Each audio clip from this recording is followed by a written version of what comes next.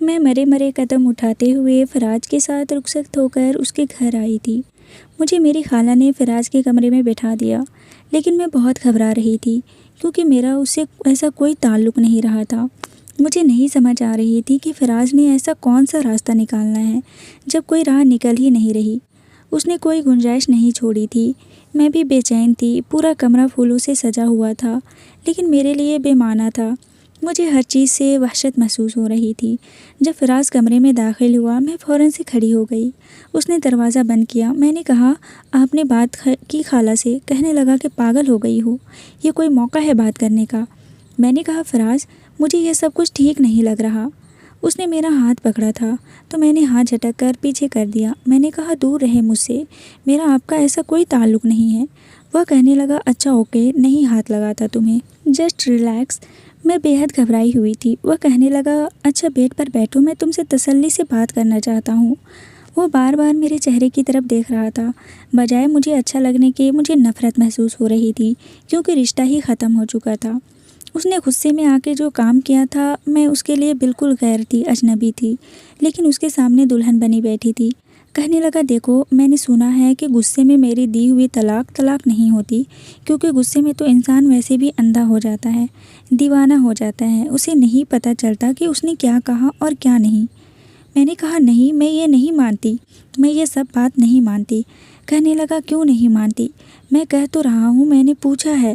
میں نے کہا کہ میں خود اس بات کی تصدیق کروں گی۔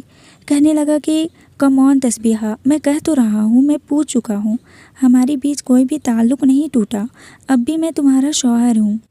یہ کہتے ہوئے اس نے دوبارہ سے میرا ہاتھ پکڑنا چاہا۔ میرا دل اطمینان نہیں تھا۔ میں نے سنا تھا کہ غصے میں ہی طلاق دی جاتی ہے، اور واقع بھی ہو جاتی ہے۔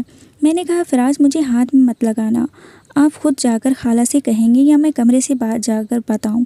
میری بات سن کر وہ غصے سے بفر کر کہنے لگا، منہ بند، خبردار جو تم نے کوئی بات کی تو۔ فراز نے مجھے دبے دبے غضبناک لہجے سے کہا تھا۔ میں تو اسے یوں غصے میں دیکھ کر گھبرا گئی تھی۔ میں نے کہا، کیا مطلب ہے آپ کا؟ کہنے لگا، سارے مطلب سمجھا دوں گا تمہیں۔ 2 سالوں سے مجھے الو بنا کر رکھا ہے، تم نے بھی اور تمہارے گھر والوں نے بھی۔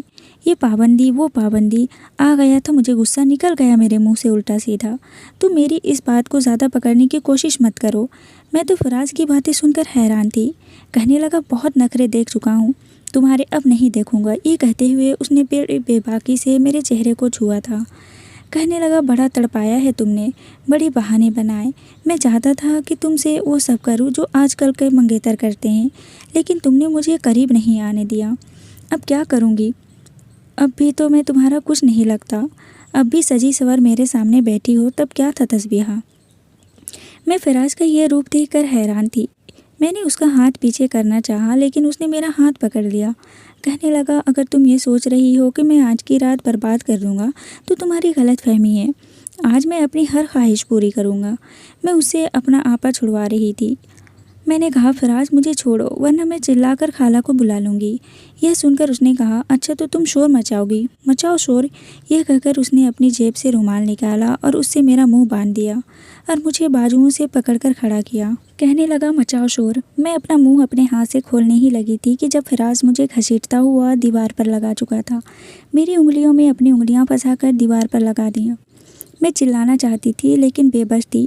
میں اپنی گردن دائیں بائیں موڑ کر منہ پر بندھی ہوئی پٹی کھولنے کی کوشش کر رہی تھی تو وہ کہنے لگا، بڑا پارسائی کا شور تھا، یہاں نہیں مل سکتی، وہاں نہیں مل سکتی ہے۔ تمہاری وہ پارسائی کے نام پر تو اکڑ، اور وہ کہاں ہے وہ تمہارا نگہبان جو تمہاری حفاظت کو اپنا فرض سمجھتا تھا؟ میری آنکھوں سے آنسو بہہ رہے تھے۔ فراز کہنے لگا، اب تم میرے ساتھ ہی زندگی گزارو گی، وہ بھی کسی گناہ کی طرح۔ نہ تم کچھ کہہ سکو گی، نہ کچھ کر سکو گی، کیونکہ آج کی رات کے بعد تمہیں میرے علاوہ کوئی نہیں اپنائے گا، اور جو کچھ بھی میں تم سے کہہ چکا ہوں اس کے بعد جائز تعلق قائم کرنے کے لیے تم ایک نئے مرد کے ساتھ رات گزارنی پڑے گی۔ اور ظاہر سی بات ہے، تم بہت شریف قسم کی لڑکی ہو، بڑی پاک باز ہو، اپنی تربیت پر تمہیں بڑا گھمنڈ ہے، اس لیے حلالہ کا تو سوچ بھی نہیں پاؤ گی۔ میں تمہارے ساتھ راستے بند کر چکا ہوں۔ تسبیحہ، تمہیں میرے ساتھ ہی رہنا پڑے گا، ویسے ہی جیسے میں چاہوں گا۔ تمہیں نفرت تھی نا شادی سے پہلے ملاقاتیں کرنے سے، باتیں کرنے سے، کیونکہ منگنی کوئی شرعی رشتہ نہیں ہوتا۔ اب بھی تم شرعی رشتے میں نہیں ہو، لیکن پھر بھی میرے ساتھ سب کچھ کرو گی اور سب کے سامنے نبھاؤ گی۔ میں اپنے آپ کو اس سے چھڑوانے کی کوشش کر رہی تھی، لیکن اس کی آنکھوں میں محبت نہیں تھی، کچھ اور تھا، احساس نہیں تھا، شاید کوئی بدلا تھا۔ وہ مجھے اس طریقے سے اپنی دسترس میں لے چکا تھا کہ میں اپنا بے بس محسوس کر رہی تھی۔ وہیں سے اس نے اپنی شدتوں کا آغاز کیا۔ مجھے لگ رہا تھا کہ میرا پورا وجود کسی آگ کی بھٹی میں جلنا شروع ہو چکا ہے، کیونکہ جو کچھ ہو رہا تھا وہ جائز نہیں تھا۔ مجھے اپنے آپ پر افسوس ہو رہا تھا کہ مجھے فراز کی بات ماننی ہی نہیں چاہیے تھی۔ پھر میرے والد کی حالت، ان کی بیماری کا سوچ کر میرے منہ پر تالا لگ گیا تھا، اور اب اس شخص کی بے حسی کا نشانہ میں بن رہی تھی۔ وہ مجھے زبردستی بیڈ پر لے آیا۔ پوری رات اس نے میرے منہ سے پٹی نہیں کھولی تھی، اور جب کھولی تو بولنے کے قابل نہیں رہی تھی۔ وہ میرے پہلو میں لیٹا ہنس رہا تھا، اور میرا جی چاہ رہا تھا کہ میں اس شخص کا منہ نوچ کے رکھ دوں۔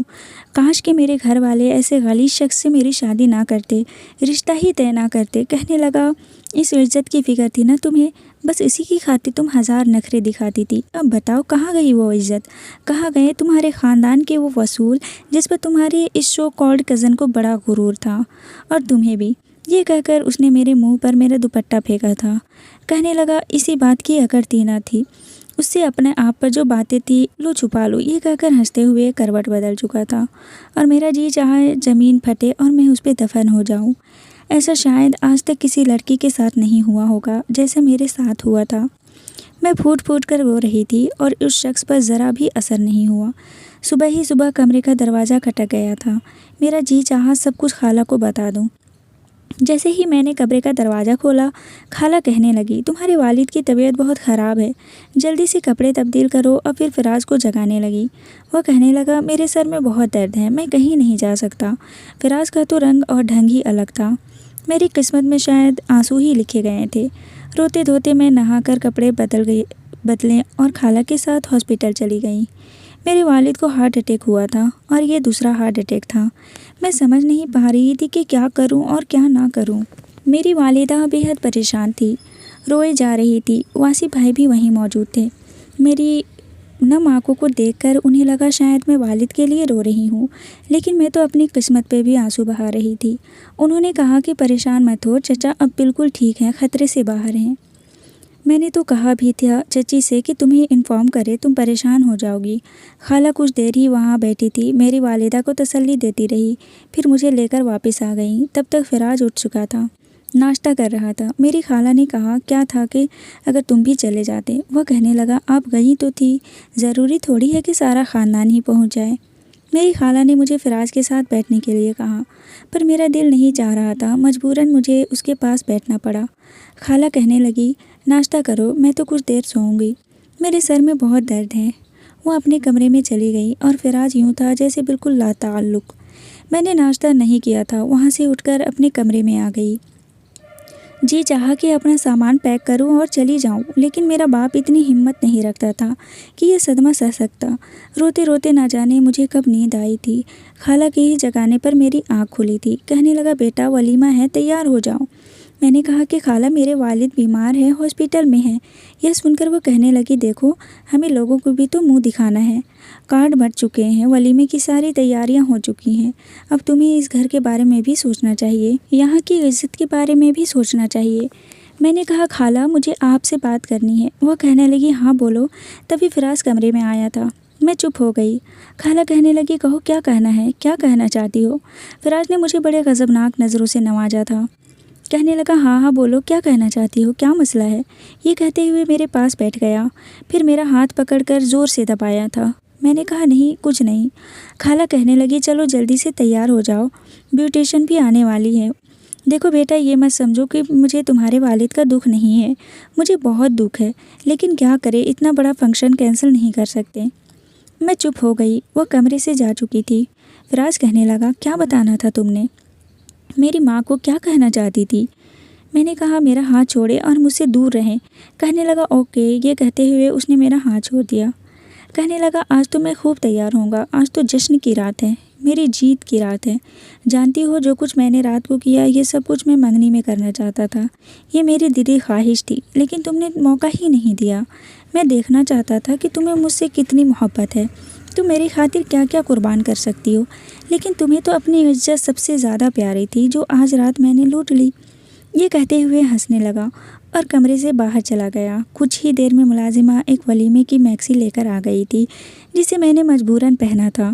بیوٹیشن مجھے تیار کر رہی تھی تو بار بار کہہ رہی تھی آج آپ کیوں رو رہی ہیں؟ رخصتی پہ رونے کی وجہ تو سمجھ آتی ہے لیکن آج تو ولیمہ ہے، آپ کے چہرے پر تو الگ سی رونق ہونی چاہیے تھی، اپنے شوہر کو پا لینے کی، اس کی محبت سے سیراب ہونے کی، رنگ چڑھنا چاہیے تھا۔ آپ کا چہرہ تو بالکل مرجھایا مرجھایا لگ رہا ہے، ذرا رونق نہیں ہے۔ میں اسے کیا کہتی کہ مجھے اپنے وجود سے نفرت محسوس ہو رہی ہے، مجھے اس لمس سے کراہیت محسوس ہو رہی ہے جسے پا کر ہر عورت خوش ہوتی ہے۔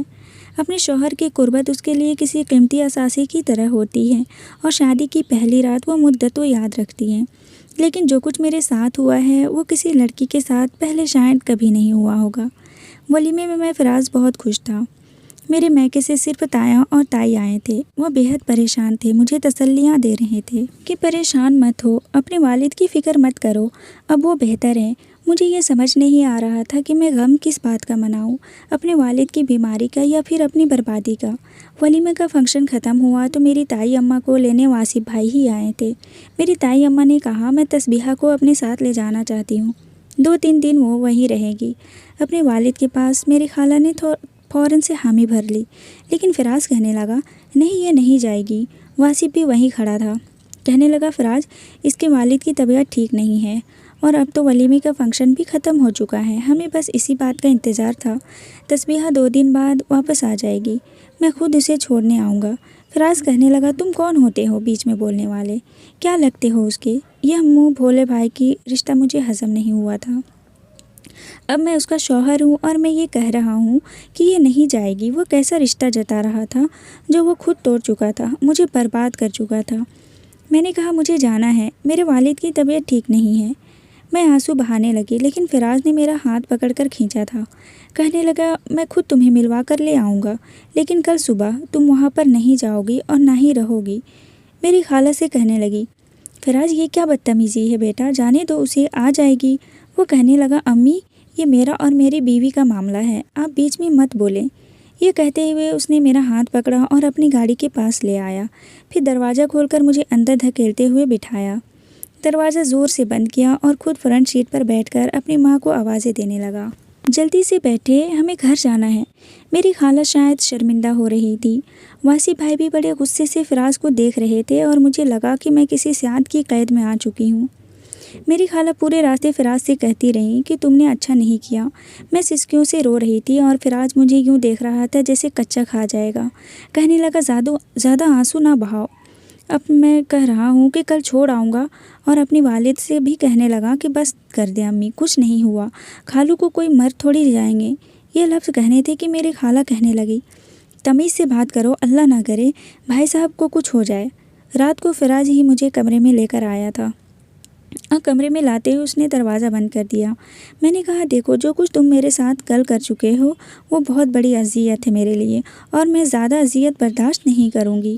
اگر میرے والد بیمار نہ ہوتے تو میں یہ روک سکتی تھی اور کبھی نہ ہونے دیتی۔ میں نے غلط کیا جو تمہاری باتوں پر اعتبار کیا، تم انسان ہو ہی نہیں۔ جو کچھ تم نے میرے ساتھ کیا ہے وہ میرے لیے ایک ناقابل برداشت اذیت تھی جو میں آج رات بالکل نہیں سہوں گی۔ وہ کہنے لگا سہنا تو پڑے گا کیونکہ دنیا کے سامنے میں تمہارا شوہر ہوں، مجازی خدا تم میرے حکم ماننے کی پابند ہو۔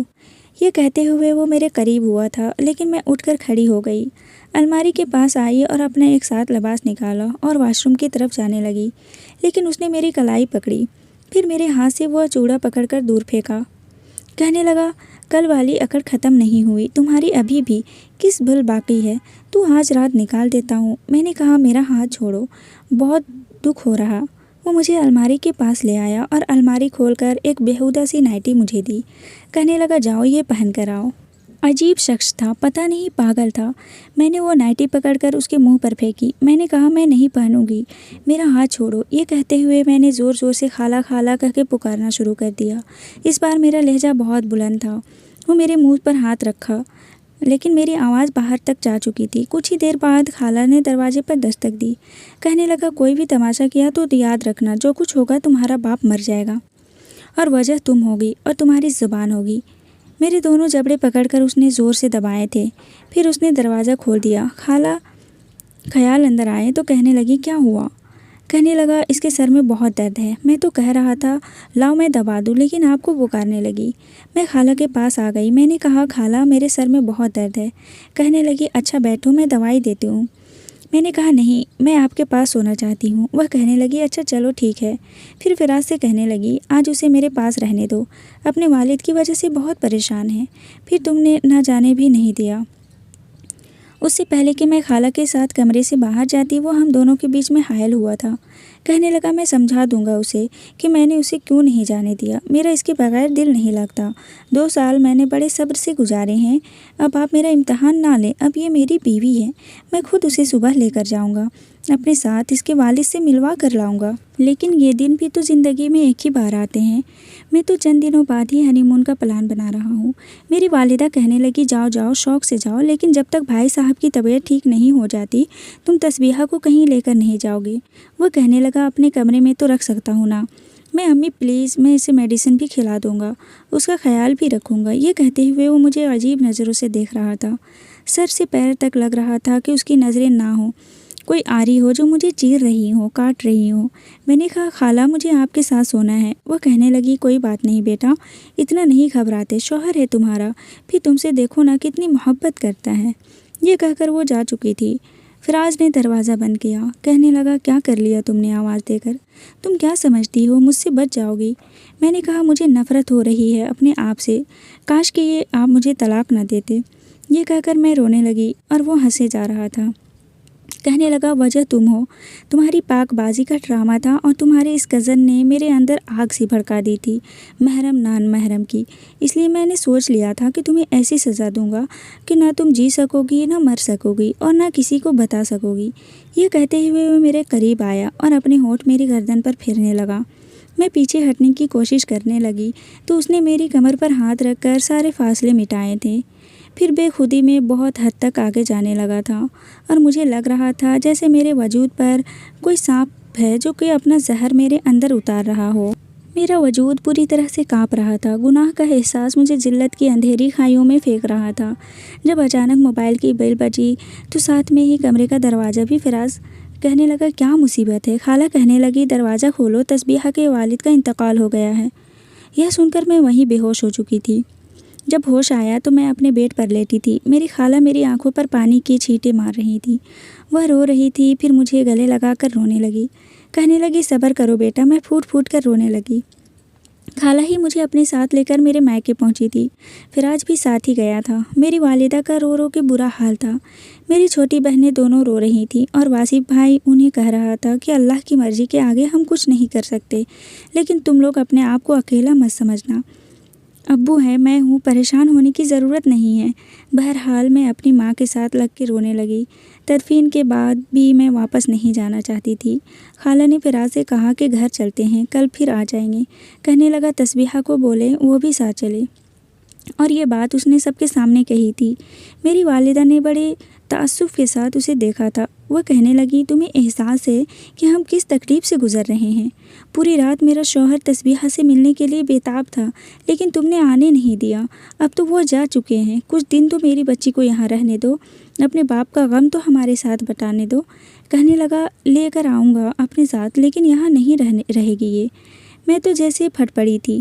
میں نے کہا یہ میرا کچھ نہیں لگتا، میرے باپ کی بیماری کا ناجائز فائدہ اٹھا رہا ہے، میرا اس سے کوئی تعلق نہیں ہے۔ یہ سن کر میری والدہ کہنے لگی تسبیحہ یہ کیا کہہ رہی ہو تم؟ فراز کے چہرے کی رنگت پھک پڑی تھی۔ میں رونے لگی۔ میں نے کہا امی یہ انسان مجھے طلاق دے چکا ہے اور میرے ساتھ ناجائز طریقے سے رہ رہا ہے، مجھے دھمکیاں دیتا تھا کہ تمہارا باپ مر جائے گا، تمہارا صدمہ برداشت نہیں کر پائے گا، اس لیے میرے ساتھ یہ رشتہ نبھاؤ۔ اس نے مہندی والے دن ہی مجھے طلاق دے دی تھی۔ یہ میرے کمرے میں آیا تھا، مجھ سے الٹی سیدھی ڈیمانڈ کر رہا تھا۔ میں نے انکار کیا تھا تو اس نے مجھے طلاق دے دی، اس لیے میں بے ہوش ہوئی تھی۔ لیکن اگلے روز ابو کی طبیعت خراب تھی، اس لیے میں بول نہیں پائی، اور اس نے کہا کہ یہ صدمہ تمہارا باپ برداشت نہیں کر پائے گا، اس لیے میں کسی سے کچھ نہیں کہوں گا۔ میں خود آہستہ آہستہ سب کو سچ بتا دوں گا۔ میری غلطی یہ تھی کہ میں نے اس پر اعتبار کیا، میں نے اس جانور نما شخص پر اعتبار کیا، لیکن اب نہیں کر سکتی۔ اپنے آپ کو وہ اذیت نہیں دے سکتی، میں گناہ کے ساتھ مزید وقت نہیں گزار سکتی۔ یہ کہتے ہوئے میں روئے جا رہی تھی۔ میری خالہ، میری والدہ، میری تائی، سب لوگ مجھے حیرت سے دیکھ رہے تھے۔ میری بات شاید ان کے لیے ناقابل یقین تھی۔ میری خالہ نے جب فراز کی طرف دیکھا تو وہ فٹافٹ سے باہر چلا گیا۔ شاید اسے موقع ملی تھی کہ میں سچ بتا دوں گی۔ اسے لگا کہ میں اس کے ساتھ یہ اذیتوں والی زندگی گزارتی رہوں گی۔ میری والدہ وہیں بے ہوش ہو گئی۔ میں پریشان ہو کے رہ گئی، امی امی کہہ کر انہیں پکارنے لگی۔ واصف اس وقت پاس آیا تھا، میری والدہ کو سہارا دے کر ہاسپٹل لے گیا۔ میں بھی اس کے ساتھ ہی گئی تھی۔ میری والدہ کو شاید 2 صدمے کے ساتھ ملے تھے، اس لیے برداشت نہیں کر پا رہی تھی۔ ان کا بی پی شوٹ کر گیا تھا۔ میں روئے جا رہی تھی، واصف مجھے ہی دیکھ رہا تھا۔ پھر میرے پاس آ گیا، کہنے لگا تمہیں مجھے بتانا چاہیے تھا۔ میں نے کہا تو پھر کیا کرتے؟ آپ پھر مجھے بتائیں، آپ میری جگہ ہوتے تو کیا کرتے؟ وہ کہنے لگے بہت ہی جاہل قسم کا نوجوان ہے، یہ مجھے پہلے پتہ چلتا تو شاید میں تمہاری شادی ہی روک دیتا۔ میرے پاس ان کی کسی بات کا کوئی جواب نہیں تھا۔ کچھ ہی دیر میں میری والدہ کو ہوش آ گیا تھا۔ وہ روئے جا رہی تھی، کہنے لگی مجھے نہیں پتہ تھا میرا سگا بھانجا ہو کر وہ اس طرح کا نکلے گا۔ مجھے تو لگا تھا کہ وہ میری بیٹی کو بہت خوش رکھے گا۔ بہرحال 3 دن گزر گئے تھے۔ میری والدہ عدت پر بیٹھ چکی تھی۔ چھوٹی بہنیں ہر وقت روتی رہتی تھی اور چھوٹا بھائی بھی۔ میں انہیں تسلی دیتی رہتی۔ 3 دن بعد پتہ چلا آئی تھی، میری والدہ نے کہا کنیز فاطمہ تم یہاں سے چلی جاؤ، مجھے تم سے کوئی بات نہیں کرنی۔ جو کچھ تمہارے بیٹے نے میری بیٹی کے ساتھ کیا ہے کبھی معاف نہیں کر سکتی۔ وہ کہنے لگی مجھے نہیں پتہ تھا فراز نے یہ سب کیا ہے، لیکن میں بہت شرمندہ ہوں۔ اس وقت میری تائی اور تایا ابا بھی بیٹھے ہوئے تھے۔ میری والدہ چہرہ چھپائے بات کر رہی تھی، کہنے لگی یہ مت سمجھنا میری بیٹی بے آسرا ہو گئی ہے، ابھی بھی اس کا تایا زندہ ہے اور ہم سب اسے سنبھال لیں گے۔ میری خالہ رونے لگی، کہنے لگی میں سچ مچ بہت شرمندہ ہوں اور میں نے فراز کو بہت مارا ہے۔ تم شاید یقین نہ کرو لیکن میں نے اپنے اندر اس قدر شرمندگی محسوس کر رہی ہوں کہ تم لوگوں کا سامنا تک نہیں کر پا رہی ہوں۔ پھر کہنے لگی میں چاہتی ہوں کہ جو غلطی میرے بیٹے نے کی ہے میں اس کا ازالہ کر دوں۔ میری ماں کہنے لگی اس غلطی کا کوئی ازالہ نہیں ہے۔ وہ کہنے لگی اگر تم چاہو تو وہ ہو بھی سکتا ہے۔ واصف بھائی بھی وہیں بیٹھے تھے اور میں بھی۔ میری والدہ کہنے لگی کیا مطلب ہے؟ وہ کہنے لگی اگر واصف تسبیحہ کے ساتھ حلالہ کر لے تو۔ بات کچھ ایسی تھی کہ واصف بھائی آپے سے باہر ہوئے تھے۔ وہ کہنے لگے خالہ جی میں آپ کی بہت عزت کرتا ہوں، اس لیے بہت تمیز سے کہہ رہا ہوں کہ اٹھے اور جائیں یہاں سے۔ آپ نے رشتوں کو شاید مذاق سمجھ رکھا ہے، چھوٹی بہن ہے وہ میری، اور جو طریقہ حلالہ کا بتا رہی ہیں وہ جائز ہی نہیں ہے۔ نہ تو میں تسبیحہ سے شادی کروں گا اور نہ ہی حلالہ جیسے کوئی رسم ہے جو اس معاشرے میں پھیلی ہوئی ہے وہ نبھاؤں گا۔ میں خود بھی خالہ کی اس بات پر حیران تھی کہ انہوں نے کہا تو کہا کیسے؟ یہ کیسے سوچ لیا کہ میں اس خبیث شخص کے ساتھ دوبارہ زندگی گزاروں گی جس کے ساتھ گزاری ایک رات میری زندگی میں اذیتیں بھر چکی تھی۔ خالہ کہنے لگی دیکھو ابھی بھی کسی کو کچھ نہیں پتہ، ابھی بات مٹھی میں ہے، گھر تک ہے، بدنامی تو آپ کی بیٹی کی بھی ہو جائے گی۔ ویسے بھی میں چاہ رہی ہوں کہ بد مٹھی میں سب کچھ ہو جائے۔ بیٹا مجھے غلط مت سمجھنا لیکن میں یہی چاہتی ہوں کہ عزت کا بھرم قائم رہے۔ وہ کہنے لگا جس عزت کا بھرم آپ قائم کرنا چاہتی ہیں وہ ناجائز ہے۔ پہلے ہی آپ کے بیٹے نے کم ناجائز کام کیے ہیں جو آپ کا ناجائز کام کا مشورہ دے رہی ہیں۔ جائے یہاں سے۔ میری والدہ البتہ چپ تھی اور تایا سائیں بھی۔ جیسے ہی میری خالہ گئیں میرے تایا ابا کہنے لگے واصف ایسا کرو کہ تسبیحہ سے نکاح کر لو۔ یہ سن کر وہ غصے سے بفر گیا تھا، کہنے لگا ابا کیا کہہ رہے ہیں؟ آپ بھی ان کی باتوں کو سر پر لے رہے ہیں جو کہ ناجائز بات کر رہی ہے۔ کیا ایسا ہوتا ہے؟ حلالے میں یوں حلالہ کیا جاتا ہے؟ تایا ابا کہنے لگے میں نے کب کہا حلالہ کر لو؟ میں نے کہا ہے تسبیحہ سے نکاح کر لو۔ یہ سن کر واصف کچھ دیر تو چپ سا ہو چکا تھا لیکن پھر کہنے لگا میں یہ نہیں کر سکتا۔ میں نے ہمیشہ اسے چھوٹی بہن کی نظر سے دیکھا ہے اور مجھے شادی کرنی ہی نہیں ہے۔ میں پہلے ہی آپ کو صاف کہہ چکا ہوں۔ وہ کہنے لگے یوں تو تم نے بڑے دعوے کیے تھے کہ چچا کی کمی محسوس نہیں ہونے دوں گا، ساتھ دو گے، اور اس وقت اگر تمہارے چچا زندہ ہوتے تو اپنی اس بھری نظروں سے تمہیں دیکھ کر یہی چاہتے کہ تم ان کی بیٹی کی عزت رکھ لو۔ وہ کہنے لگا پلیز ابا میں یہ نہیں کر سکتا۔ آپ جانتے ہیں میں نے اریبہ سے کتنی محبت کی تھی، میں اس کے ساتھ اس کے علاوہ کسی کو اپنی زندگی میں شامل نہیں کر سکتا۔ किसी को भी नहीं। यह कहकर वो ऊपर का सीढ़ी चढ़ चुका था। मैं खुद ऐसा कुछ नहीं चाहती थी, सोच भी नहीं सकती थी, इसलिए मैं भी अपनी वालिदा को लिए अपने कमरे में जाने लगी। तो मेरे दाया अब्बा ने कहा कि ज़ुबैदा तुम फ़िक्र मत करो, मैं वासिफ को तैयार कर लूँगा। तस्बीहा हमारे घर की बच्ची है, इसलिए हमारे घर की ही इज्जत बनेगी। मैंने कहा था ताया जान, मैं ज़बरदस्ती का रिश्ता नहीं चाहती, आप रहने दें। वासिफ भाई के साथ कोई भी ज़बरदस्ती मत करे। मेरी शादी की फंक्शन में ही मेरी छोटी बहन को भी किसी ने पसंद कर लिया था।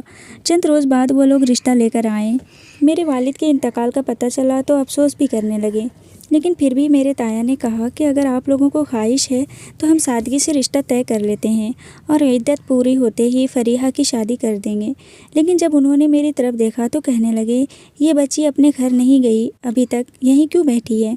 यह सुनकर मेरे ताया अब्बा नज़र चुराने लगे और मेरी वालिदा भी। वो खातून कहने लगे कि अब तो इस वालिद का इंतकाल को 15 दिन गुजर चुके हैं, आपकी बच्ची को तो अपने ससुराल में होना चाहिए। अब वो क्या जवाब देते, कहते तो क्या कहते, कौन उनका बातों का एतबार करता। ताया अब्बा कहने लगे कि बहुत जल्दी जाएगी, आप फ़िक्र ना करें।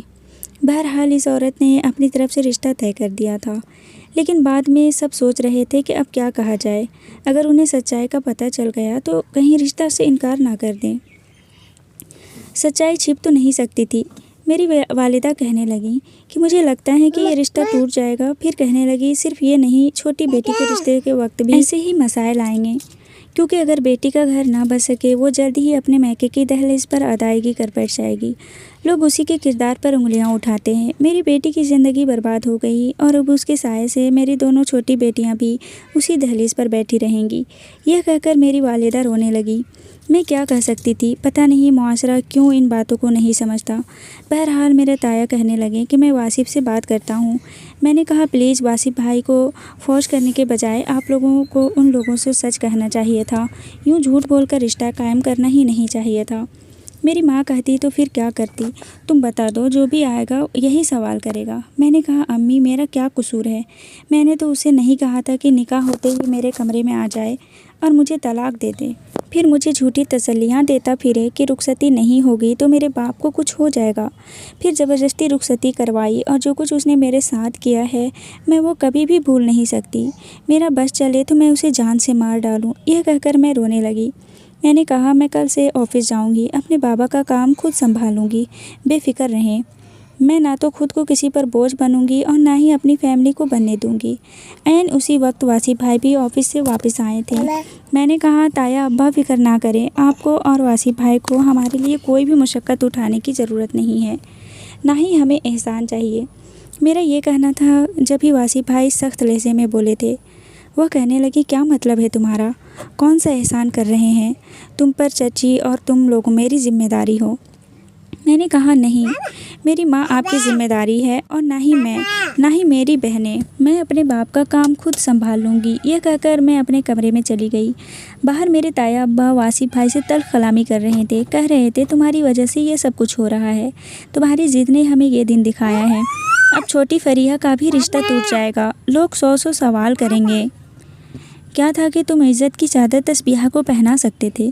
सारी बात सुनने के बाद वो कहने लगा, अगर आपको लगता है कि यही हल है तो ठीक है, आप मेरा निकाह कर दें। लेकिन मुझे लगा जैसे वो शख्स मुझ पर मज़ीद एहसान करना चाहता है और मैं अब किसी का भी एहसान नहीं लेना चाहती थी। जब मेरी वालिदा कमरे में आई तो मैंने साफ इनकार कर दिया। कहने लगी कि तुम्हारा दिल है या नहीं, तुम्हारी मर्ज़ी है या नहीं, लेकिन तुम्हें ये निकाह करना पड़ेगा अपनी बहनों की वजह से। मैं अपनी माँ की शक्ल देख रही थी। मैंने कहा, पहले ही मैं बहुत बड़ी अजियत रह चुकी हूँ। फिर वासिफ भाई, जैसे वो मुझे बहन समझते हैं, मैंने भी भाई की नज़र से ही देखा है। अम्मी आप अच्छा नहीं कर रही, मेरी वालिदा कहने लगी। मैं जो कह रही हूँ वो मेरी भी मजबूरी है। फरीहा का रिश्ता ख़त्म नहीं करना चाहती, मुझे जल्द अज जल्द ये ज़िम्मेदारियाँ निभानी है। अपने मरने से पहले पहले तुम लोगों के घरों में रुखसत करना है। बहरहाल मेरी माँ के आंसू मेरे लिए जंजीर बन गए थे। ना चाहते हुए भी इद्दत ख़त्म होते ही मैंने ये निकाह कर लिया, लेकिन मैं नहीं जानती थी कि ये मेरे लिए एक बहुत बड़ी आजमाइश बन जाएगा, क्योंकि मैं एक अनचाही दुल्हन बनकर वासिफ के कमरे में बैठी हुई थी।